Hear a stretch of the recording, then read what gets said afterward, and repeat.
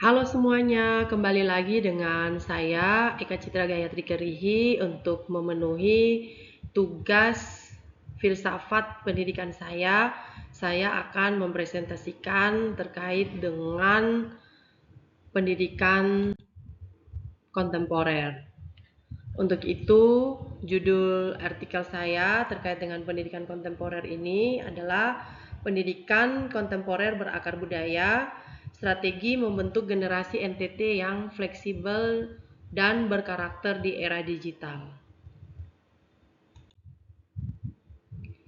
Tujuan dari presentasi ini terkait dengan artikel saya, yaitu di mana ada beberapa hal yang akan saya bahas dalam video kali ini, yaitu yang pertama terkait dengan filosofi dan tujuan pendidikan kontemporer, yang dimana pendidikan kontemporer di NTT ini harus dipahami sebagai sebuah evolusi yang mengintegrasikan kearifan lokal ke dalam kurikulum modern, bukan sebagai pengganti pendidikan klasik.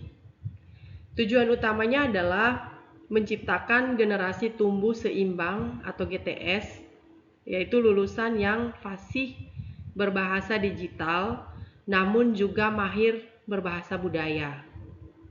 Hal ini menjawab tantangan ganda globalisasi dan disrupsi teknologi tanpa mencabut akar kebijaksanaan lokal.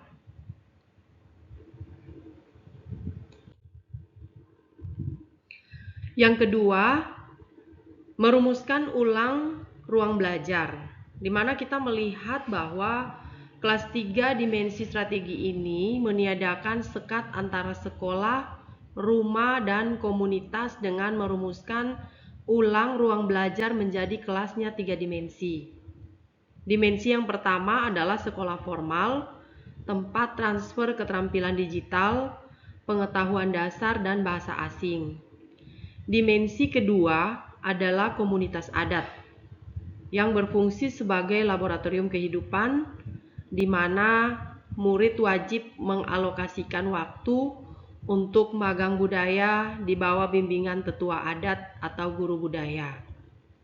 Dimensi yang ketiga adalah virtual atau digital, menggunakan teknologi seperti augmented reality (AR) atau virtual reality (VR) untuk mendokumentasikan dan memvisualisasikan cerita rakyat serta ritual adat yang terancam punah.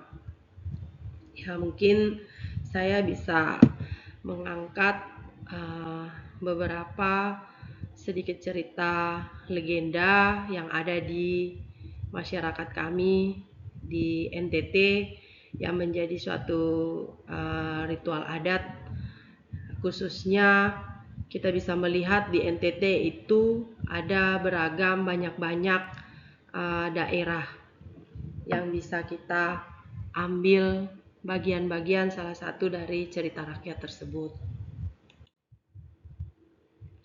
Yang ketiga ada kurikulum berbasis proyek lokal. Kurikulum kontemporer harus meninggalkan metode hafalan dan menggantinya dengan proyek pemecahan masalah lokal yang relevan. Misalnya dalam proyek sains ekologi, murid tidak sekedar belajar siklus air, tetapi merancang sistem panen air hujan atau water harvesting di desa mereka berdasarkan kearifan lokal tentang musim. Pendekatan ini mengubah murid dari konsumen sejarah menjadi kreator dan penjaga sejarah lokal melalui digital storytelling. Yang menjadi kesimpulan dalam penulisan artikel saya terkait dengan pendidikan kontemporer ini, yaitu di mana saya menyimpulkan bahwa sistem pendidikan yang efektif harus dibangun di atas landasan filosofis yang kokoh, dimulai dari pencapaian kebenaran sejati dan karakter mulia, yaitu ada Plato, Konfusianisme, hingga penekanan pada penalaran kritis atau Descartes, dan pembelajaran dialogis pembebasan Freire Habermas. Filosofi-filosofi ini menuntut transformasi peran guru menjadi fasilitator dan role model.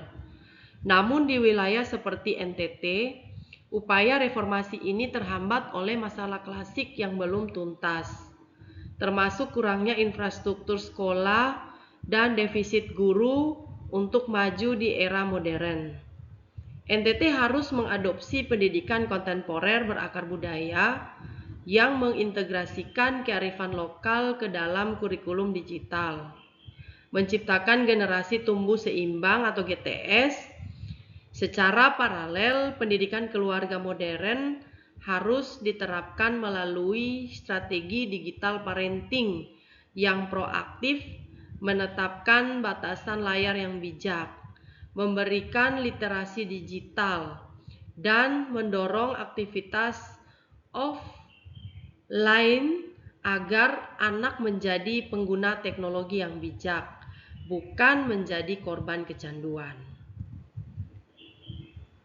Sekian dan terima kasih presentasi saya. Semoga bermanfaat. Salam sehat dari NTT.